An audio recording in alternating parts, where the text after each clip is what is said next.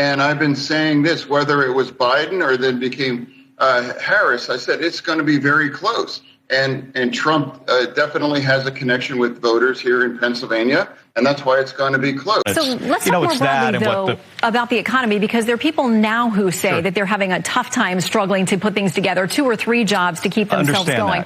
Horrible jobs report on Friday, and people want to point to a lot of different things, a couple of big storms, but 12,000 jobs created, and those were government jobs. The private sector actually lost jobs in the last jobs report, and both August and September were revised downward for more than 112,000 jobs that were reported to happen that didn't happen. That follows earlier in the summer when we were told that the previous March to March, 818,000 jobs that were reported as created weren't created. So people are saying my personal situation, the way that I vote is going to be impacted by what I'm experiencing, and it's not good. And they don't feel like they've heard enough.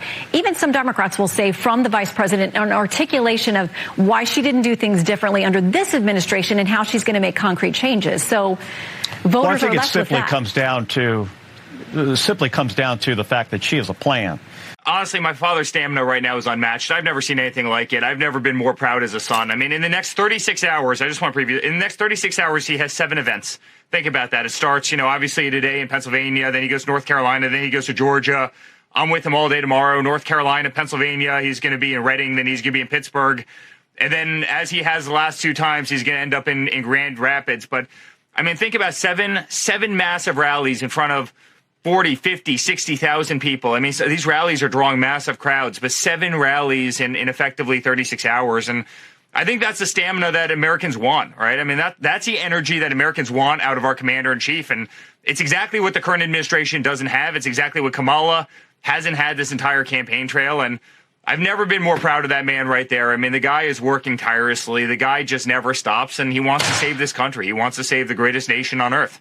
Some of the New York Times polling that I just showed our viewers here. Across these final polls, white Democrats were 16% likelier to respond than white Republicans. That's a larger disparity than our earlier polls this year, and it's not much better than our final polls in 2020. It raises the possibility that the polls could underestimate Mr. Trump yet again. We do a lot to account for this, but in the end, there are no guarantees. How do you read that? Well, I think it's covering. I think that they know where things stand. Look, in all of those polls, in all the battleground states, I heard Carl before this talking about the recalled vote, they've set the electorate to the left of 2020, which doesn't comport with what we know, which is that all of these electorates have moved to the right, just on a registration eligible electorate basis itself. And obviously, we see that starting to manifest in the early voting patterns. So I think that they're sort of putting some cover out there because they're going to underrepresent President Trump's support. What they essentially are saying there is we got too many Democrats in the survey. We don't have enough Republicans. We know that, but we're going to publish these numbers on the eve of the election anyway.